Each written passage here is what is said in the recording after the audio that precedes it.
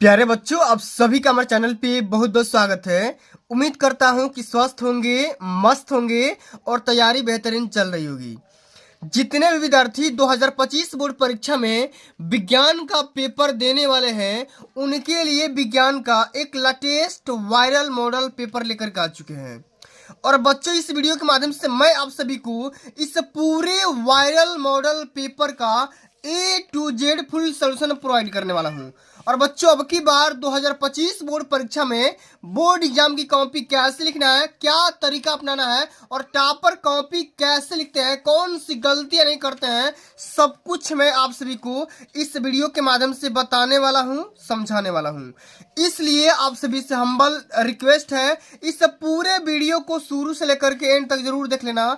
Video को like कर देना, शेयर कर देना, चैनल पर नए होंगे तो सब्सक्राइब कर देना। बच्चों, अब की बार 2025 बोर्ड परीक्षा में विज्ञान का बिल्कुल ऐसा ही पेपर आएगा जिस प्रकार से आप यहाँ पे देख पाते हैं। और बच्चों, बिल्कुल इस कोड को याद रखना, 100% ये वायरल कोड है। यही कोड पेपर में हमेशा छपता है और 7 कोड पेपर में हमेशा आते हैं हर डिस्ट्रिक्ट में। तो 8 से 22 एचयू कोड को याद रखना। 70 नंबर का आपका पूर्णांक होता है। तो अब की बार का जो हमारा टारगेट है कि हर बच्चा विज्ञान वाले पेपर में 70 नंबर स्कोर करेगा। बस वीडियो को एंड तक देखते रहना, ठीक है। और बच्चों, सबसे पहले करना क्या होगा, जैसे ही ये पेपर मिलेगा सबसे पहले अपने एडमिट कार्ड से मैच करा करके अपना यहाँ पे नाम और अपना यहाँ पे अनुक्रमांक मतलब कि रोल नंबर वगैरह फिलअप कर लेना है। बच्चों, इस पूरे पेपर को सॉल्व करने के लिए आपके पास टोटल टाइमिंग होता है 3 घंटे 15 मिनट का। तो भैया 15 मिनट में पेपर को ध्यान से पढ़ना है और सारे क्वेश्चन को आराम आराम से सॉल्व करना है। यहाँ पे कुछ निर्देश भी बताया जा रहा है कि सभी प्रश्न हल करना अनिवार्य है।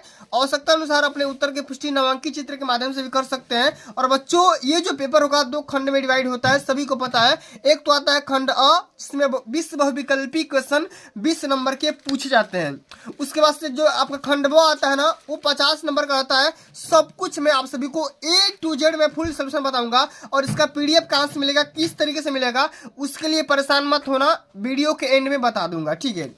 आइए बच्चों, बिना टाइम को वेस्ट किए सेशन की शुरुआत करते हैं। और सबसे हमारा पहला क्वेश्चन पूछा जा रहा है कि जल यानी कि शुद्ध जल का पीएच मान कितना होता है, 0, 1, 7 या 14। तो प्यारे बच्चों, शुद्ध जल हो या शुद्ध विलयन हो, उसका पीएच मान होता है 7। क्या हो जाएगा, 7 हो जाएगा। तीसरा ऑप्शन यहाँ पे बिल्कुल राइट आंसर हो जाएगा।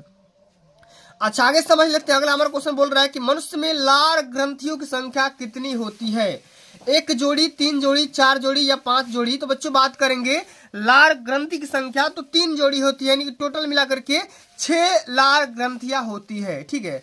अगला हमारा क्वेश्चन बहुत ही प्यारा क्वेश्चन है, बोल रहा है कि जब श्वेत प्रकाश प्रिज्म से गुजरता है तो सबसे अधिक विचलन किस रंग का होता है, आपको बताना है। 4 ऑप्शन दिया गया है, लाल रंग का, पीले रंग का, बैंगनी रंग का या हरे रंग का। तो सबसे ज्यादा विचलन होता है बच्चों बैंगनी रंग का, वायलेट कलर का हो जाता है। तीसरा ऑप्शन यहाँ पे बिल्कुल राइट आंसर हो जाएगा। आगे बात कर लेते हैं। अगला क्वेश्चन बोल रहा है कि C2H6 का IUPAC नाम क्या होता है, मेथेन, एथेन या इथेन। ये इसको इथेन मान लो, ठीक है, इथेन। और यहाँ पे एथिलीन, तो इथेन इसका राइट आंसर हो जाएगा। तीसरा ऑप्शन यहाँ पे बिल्कुल राइट आंसर होगा। चलिए आगे समझते हैं। अगला क्वेश्चन क्या कह रहा है कि मानव शरीर में फेफड़ों के भीतर गैसीय विनिमय से संबंध मुख्य संरचनाएं हैं, प्राथमिक वसनी, द्वितीयक वसनी, प्राथमिक उपशाखाएं या वायु कोश। तो बच्चे, इसका वायु कोश इसका बिल्कुल यहाँ पे राइट आंसर होगा कि जबकि मानव शरीर में जो फेफड़ा होता है ना, उसके भीतर जो भी आपका गैसीय विनिमय होता है। अच्छा, गैसीय विनिमय का मतलब क्या होता है, जो मनुष्य होता है ऑक्सीजन को अपने अंदर लेता है और CO2 को छोड़ देता है, ठीक है, वायुमंडल में। इसी से हमारा क्या हो जाता है, वायु कोश इसका राइट आंसर होगा। चलिए अगला हमारा क्वेश्चन बोल रहा है कि प्रतिरोध का मात्रक क्या होता है। भैया देखो, रेजिस्टेंस का मात्रक पूछा जा रहा है, ओम प्रति मीटर या ओम इंटू सेंटीमीटर या वोल्ट। तो रेजिस्टेंस का जो मात्रक होता है ओम होता है, सभी को पता होगा भैया। और ओम का ये जो सिंबल होता है इस प्रकार का होता है, सभी को पता है। चलिए आगे समझ लेते हैं कि होम्योस्टैटिस ये जो शब्द है किसके द्वारा दिया गया था, आपको बताने हैं। डार्विन ने, फ्लेमिंग ने, कैनन ने या वाटसन ने। तो बच्चों, यहाँ पे इसका राइट आंसर होगा कैनन के द्वारा ये जो शब्द दिया गया था और सभी को पता होगा। चलिए अच्छा, अब आगे हम बात कर लेते हैं। अगला हमारा बहुत ही प्यारा क्वेश्चन है, ध्यान से कि क्वेश्चन का सोल्यूशन देखेंगे और बोर्ड एग्जाम में कॉपी कैसे लिखना है उसका मैं तरीका बताऊंगा, परेशान मत होना। क्वेश्चन का 8वां नंबर कि 10⁻⁻6 मोल HCl मतलब कि हाइड्रोक्लोरिक विलयन का पीएच मान कितना होता है? 7, 6 या 0 या -6? तो क्या हो जाएगा? 6 हो जाएगा। ठीक है, चलिए आगे समझ लेते हैं कि यकृत स्रावित करता है। यकृत मतलब लीवर, जो आपका लीवर होता है किस रस का स्रावण करता है आपको बताना है। लार रस का, अग्न्याशय रस का, जठ रस का या पीत रस का? तो पीत रस इसका बिल्कुल यहाँ पे राइट आंसर हो जाएगा। डी ऑप्शन यहाँ पे बिल्कुल राइट आंसर होगा। चलिए आगे समझते हैं कि कांच का अपवर्तनांक न्यूनतम होता है किस रंग के लिए? बैंगनी रंग के लिए, पीले रंग के लिए, हरे रंग के लिए या लाल रंग के लिए? तो लाल रंग इसका बिल्कुल यहाँ पे राइट आंसर होगा। चौथा ऑप्शन यहाँ पे बिल्कुल करेक्ट आंसर होगा। आगे समझ लेते हैं कि प्रायः कार्बनिक यौगिकों में उपस्थित बंधों की प्रकृति होती है आयनिक, सहसंयोजक, वांडरवाल्स या उप सहसंयोजक? तो क्या होगा इसका? सहसंयोजक हो जाएगा। सेकेंड ऑप्शन यहाँ पे राइट आंसर होगा। चलिए आगे बढ़ते हैं कि वायुमंडल में वसनांगों के द्वारा शुद्ध वायु ग्रहण करना और अशुद्ध हवा को या वायु को बाहर निकालना क्या कहलाता है? श्वसन, श्वासोच्छ्वास, आंतरिक श्वसन या निःश्वसन? तो क्या हो जाएगा? श्वसन हो जाएगा। क्या होगा? श्वसन हो जाएगा। सांस लेने की प्रक्रिया हो जाएगी, क्योंकि हम सांस जो लेते हैं इसमें क्या करते हैं? शुद्ध हवा को अपने बॉडी में लेते हैं, अंदर कर खींच लेते हैं, और जो हमारे बॉडी के अशुद्ध हवा होते हैं उसको हम क्या कर देते हैं? बाहर निकाल देते हैं। ठीक है, चलिए आगे समझते हैं। यदि एक कांच की छड़ को रेशम के कपड़े पर रगड़ा जाता है तो कांच की छड़ पर कौन सा आवेश आ जाता है, कौन सा चार्ज आता है? आपको बताने हैं। ऋण आवेश, धन आवेश, अपरिवर्तित या आवेश रहित हो जाता है? तो भैया पॉजिटिव चार्ज आ जाता है, यानी कि धन आवेश हो जाएगा। सेकेंड ऑप्शन इसका भी राइट आंसर होगा। चलिए आगे समझते हैं कि स्वपोषी पोषण के लिए आवश्यक होता है कार्बन डाइऑक्साइड तथा जल, क्लोरोफिल या सूर्य की रोशनी या इनमें से सभी?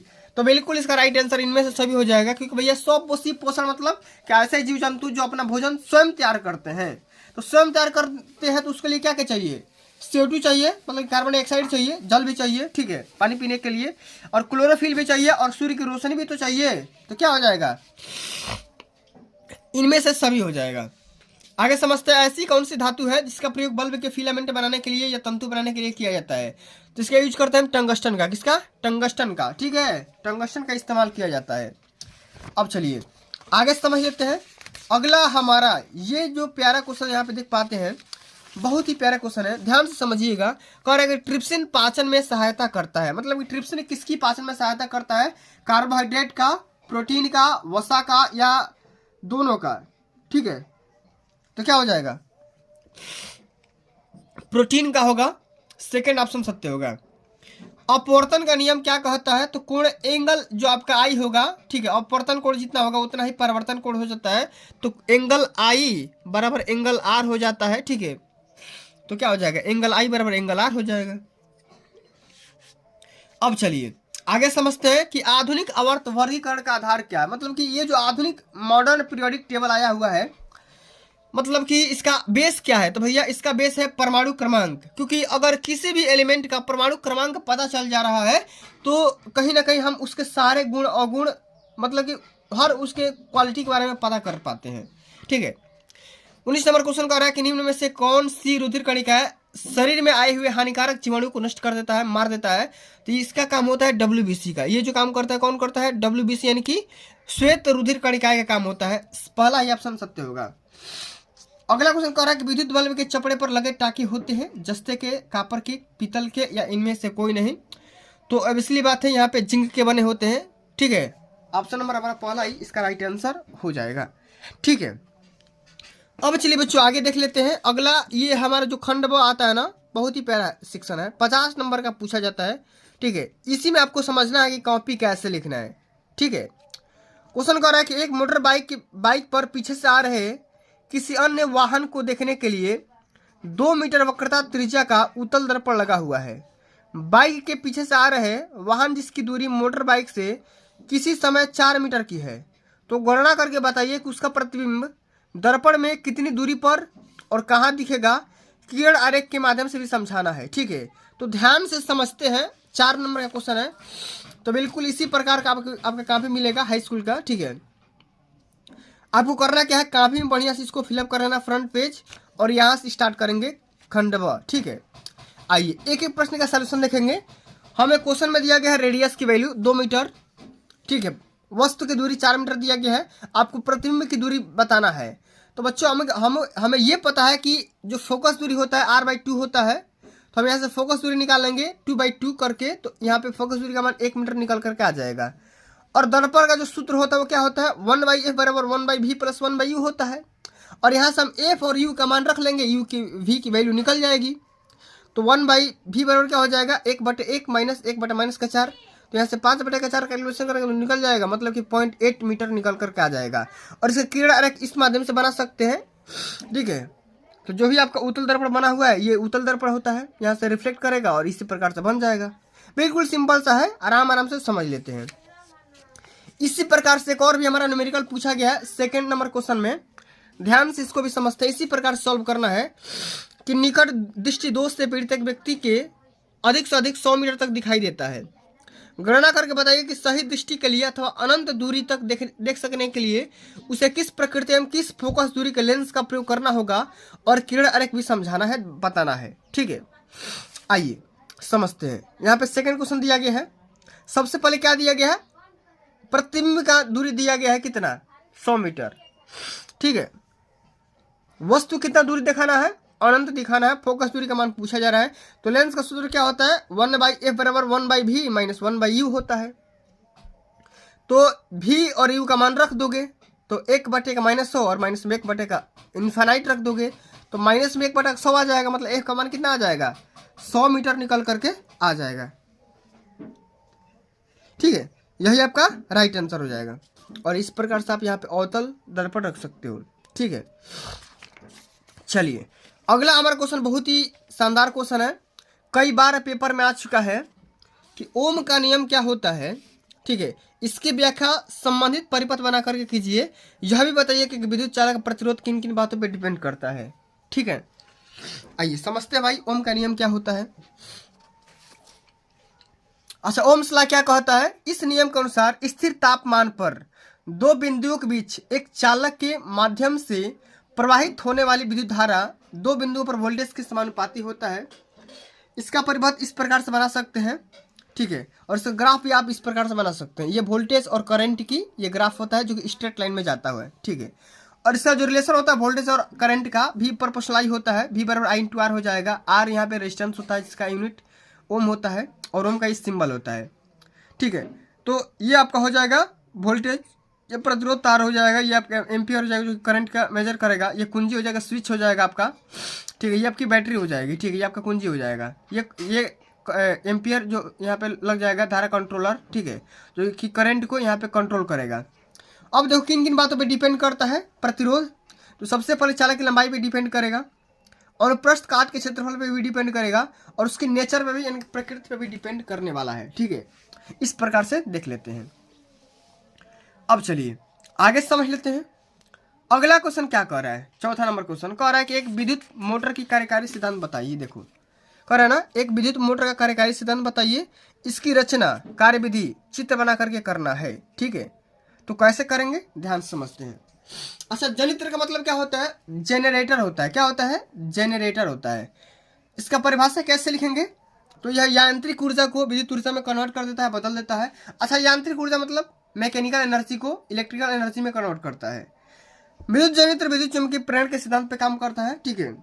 अच्छा, इसका सिद्धांत क्या होता है, लिखेंगे सिद्धांत, जब किसी बंद कुंडली को चुंबकीय क्षेत्र में तेजी से घुमाया जाता है तो उसमें से गुजरने वाली चुंबकीय फ्लक्स रेखाओं में निरंतर परिवर्तन होता रहता है, जिसके कारण कुंडली में एक प्रेरित विद्युत वाहक बल उत्पन्न हो जाता है, ईएमएफ इंड्यूस हो जाता है, ठीक है। और वह परिपथ और कुंडली में प्रेरित धारा बहने लगती है, अतः कुंडली को घुमाने में व्यय यांत्रिक ऊर्जा विद्युत ऊर्जा में बदल जाती है। इसका रचना भी आप कर सकते हैं, कौन कौन सा काम इसमें लगा होता है, आर्मेचर लगा होता है, क्षेत्र चुंबक, सर्फी बल है, और ब्रश लगा होता है, ठीक है। इस प्रकार से अगर आप लिखते हो, चित्र वगैरह भी बना लेना, पूरा नंबर यहाँ से पा जाओगे, ठीक है। और इसी प्रकार से आपको एकदम राइटिंग बना करके एकदम बढ़िया से लिखना होगा। चलिए अथवा करके भी क्वेश्चन दिया गया था कि परिवर्तित विद्युत धारा जनित का कार्यकारी सिद्धांत बताइए। ठीक है, तो दोनों में से कोई एक क्वेश्चन हमेशा आता है, दोनों में से किसी एक को सॉल्व करना होगा।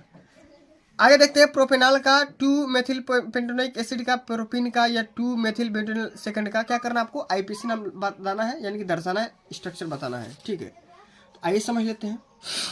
ठीक है, बोल रहा है प्रोपेनॉल, प्रोपेनॉल मतलब CH3C2CHO हो जाएगा। ठीक है, ठीक, और बोल रहा है ये वाला 2 मेथिल पेंटोनिक अम्ल का क्या हो जाएगा, C2H12O2 हो जाएगा। प्रोपीन का क्या होगा भाई, प्रोपीन मतलब C3H6 हो जाएगा। 2 मेथिल ब्यूटेनॉल सेकंड का क्या होगा, C5H12O हो जाएगा। ठीक है, इसी प्रकार से देख लेते हैं। चलिए आगे देख लेते हैं। अगला हमारा क्वेश्चन क्या कर रहा है, 6ठा नंबर, कि सोडियम, मैग्नीशियम और एल्युमिनियम वे तत्व हैं जिनमें संयोजकता इलेक्ट्रॉनों की क्रमशः 1, 2, 3 है। इनमें अब क्वेश्चन बोल रहा है कि किसकी परमाणु त्रिज्या अधिकतम है, मतलब इसमें बताना है कि सोडियम, मैग्नीशियम और एल्युमिनियम में किसकी परमाणु त्रिज्या सबसे अधिक है और कौन सबसे कम अपक्रियाशील है, बताना है। आइए समझते हैं। लिखेंगे सोडियम का परमाणु आकार बड़ा है क्योंकि परमाणु आवेश में वृद्धि के कारण परमाणु आकार बाएं से दाएं जाने पर घट जाता है। ठीक है, अगला हमारा क्वेश्चन पूछा गया था, एल्युमिनियम सबसे प्रतिक्रियाशील पदार्थ है, धातु है, क्योंकि इलेक्ट्रॉन खोने की प्रवृत्ति बाएं से दाएं जाने पर कम हो जाती है। ठीक है, इस प्रकार से लिख देंगे। अब आगे देखते हैं, आप सभी को क्या करना है, रासायनिक को समीकरण को संतुलित करना है। प्लास्टर ऑफ पेरिस क्या किसके साथ रिएक्शन करके जिप्सम बनाएगा, इसको समझ लेते हैं। यहाँ पे देखो, ये देखो प्लास्टर ऑफ पेरिस का केमिकल फार्मूला होता है CaSO4.12H2 होता है, और ये जल के साथ क्रिया करके क्या बना लेगा, जिप्सम बना लेगा। और जिप्सम का ये केमिकल फार्मूला क्या होता है, CaSO4.2H2 होता है। ठीक है, अब चलो अगला हमारा क्वेश्चन पूछा गया है, ये देखो हाइड्रोजन और क्लोरीन मिलकर के क्या बनाएंगे, तो हाइड्रोक्लोरिक एसिड बना लेंगे। तो क्या होगा, हाइड्रोजन और क्लोरीन मिलकर के हाइड्रोक्लोरिक एसिड बना लिया। अगला क्वेश्चन कह रहा है कि जिंक कार्बोनेट मतलब कि ZnCO3 किसके साथ, अब देखो ये जिंक कार्बोनेट को जब हम रिएक्शन करेंगे तो हमें मिलेगा जिंक ऑक्साइड, और भी क्या मिलेगा आपको बताना है। तो ZnCO3, अभी देखो ये जिंक ऑक्साइड बना लेगा, ZnO प्लस हमें ऑक्सीजन दे देगा O2। अगला हमारा क्वेश्चन कह रहा है कि जिंक, देखो ये बेरियम, ये वाला ये कह रहा है ना, जिंक कार्बोनेट तो हो गया। अभी देखो मैग्नीशियम हो गया। अब मैग्नीशियम किसके साथ रिएक्शन करके मैग्नीशियम क्लोराइड बनाएगा और आपको यहाँ पे हाइड्रोजन गैस भी देगा। ठीक है, तो मैग्नीशियम देगा हाइड्रोक्लोरिक अम्ल के साथ क्रिया करके मैग्नीशियम क्लोराइड, और साथ में हमें आपको हवा भी दे देगा, मतलब क्या मिलेगा, हाइड्रोजन मिल जाएगा। आगे देख लेते हैं अगला हमारा क्वेश्चन, ये वाला क्वेश्चन ध्यान से समझो। ये बेरियम क्लोराइड है और इसको रिएक्शन करवाना है सल्फ्यूरिक अम्ल के साथ। ठीक है, तो हमें प्राप्त करना है हाइड्रोजन क्लोराइड यानी कि HCl। तो बेरियम क्लोराइड क्या होता है, BaCl2, और ये सल्फ्यूरिक अम्ल मतलब कि H2SO4। अब देखो ये दोनों जब आपस में क्रिया करेंगे तो बेरियम सल्फेट बना लेंगे, BaSO4 बना लेंगे, और साथ में हाइड्रोक्लोरिक अम्ल भी मिल जाएगा। ठीक है, चलो आगे देख लेते हैं। अगला क्वेश्चन है कि सिल्वर नाइट्रेट और सोडियम आयोडाइड मिल करके क्या बनाएंगे, सोडियम नाइट्रेट बनाएंगे, और भी क्या बनाएंगे आपको बताने हैं। तो AgNO3 और सोडियम आयोडाइड। ठीक है, यानी सिल्वर नाइट्रेट और सोडियम आयोडाइड मिल करके क्या बनाएंगे, सिल्वर आयोडाइड बना लेंगे, और साथ में सोडियम नाइट्रेट बना लेंगे, यानी कि NaNO3 बना लेंगे। ठीक है, चलो भाई अब आगे देख लेते हैं। अगला हमारा क्वेश्चन आ गया, वियोजन अभिक्रिया क्या होता है, संक्षिप्त परिचय लिखना है। चलो आओ समझते हैं। तो अथवा करके दिया था, या तो रिएक्शन कंप्लीट करो, नहीं तो ABCD वियोजन अभिक्रिया, संक्षारण या संतलेपन, तीनों में से किसी एक को सॉल्व करना था। चलिए अब हम आगे देखेंगे मेंडल के नियम क्या होते हैं, उनको उचित चित्र के द्वारा समझाना है। मेंडल के नियम आओ समझते हैं। मेंडल ने बताया कि दो विपरीत युग्मक को में से केवल एक युग्मक के लक्षण पहली पीढ़ी में दिखाई देते हैं और दूसरा उपस्थित होते हैं, कोई भी दिखाई नहीं देता है। ठीक है, एक दिखाई देगा दूसरा दिखाई नहीं देगा। मेंडल ने एक और नियम दिया था, पृथक्करण का नियम। इसमें क्या बोला जाता है, किसी संकर में उपस्थित प्रत्येक लक्षण के वैकल्पिक स्रोतों का अपनी पीढ़ी में एक निश्चित अनुपात 3:1 का अनुपात होता है, इसी को पृथक हो जाता है। ठीक है, चलो भाई आगे समझते हैं। 9 नंबर क्वेश्चन क्या कह रहा है, 9 नंबर क्वेश्चन बहुत ही प्यारा क्वेश्चन है, ध्यान समझते हैं। कह रहा है कि पुष्प में निषेचन क्रिया को प्रदर्शित करने के लिए स्त्री केसर की लंब काट का नामक चित्र बनाइए और वर्णन भी करना है। ठीक है, तो ये देखो स्त्री केसर का ये भाग है, ये ऊपर वाला परागकण होता है, ये वर्तिका होता है, ये नरयुग्मक होता है, ये पराग नली होता है। ठीक है, यहाँ पे अंडाशय होता है, यहाँ पे अंडज तैयार किए जाते हैं, ये आपका मादा युग्मक होता है। ठीक है, और ऊपर से लेकर नीचे तक ये क्या है, स्त्री केसर का ये पार्ट है।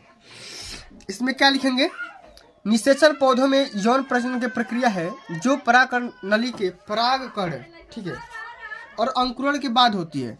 नर युग्मक यानी पराग का मादा युग्मक यानी डिंब के साथ संलयन से एक द्विगुणित युग्मनज को जन्म देना निषेचन कहलाता है। ठीक है, समझ में आ गया ना? इस प्रकार से आपको लिख देना है। आगे देख लेते हैं, एक दो और क्वेश्चन बचे हुए हैं। करेक्ट, वन संरक्षण क्यों जरूरी होता है, क्यों आवश्यक होता है, वर्णन करना है। आओ समझते हैं। ठीक है, लिखेंगे इसमें कि वन विभिन्न पशु प्रजातियों को आवास प्रदान करता है। यह दुनिया की 80% स्थलीय जैव विविधता का घर है और कई अलग अलग मानव बस्तियों के लिए आजीविका का भी स्थान माना जाता है। ठीक है, हालांकि जंगलों के खत्म होने का मतलब पेड़ों के खत्म नहीं है, साथ ही साथ संपूर्ण परिस्थितियों को भयानक परिणामों के साथ विकसित होने पड़ जाएगा। ठीक है, तो इसलिए वनों की कटाई नहीं करना है, वन को बचाना है। आगे देख लेते हैं, एक और आपका अंतिम नंबर क्वेश्चन बचा हुआ है। ये वृकाणु क्या होता है, नेफ्रॉन क्या होता है, आओ समझते हैं।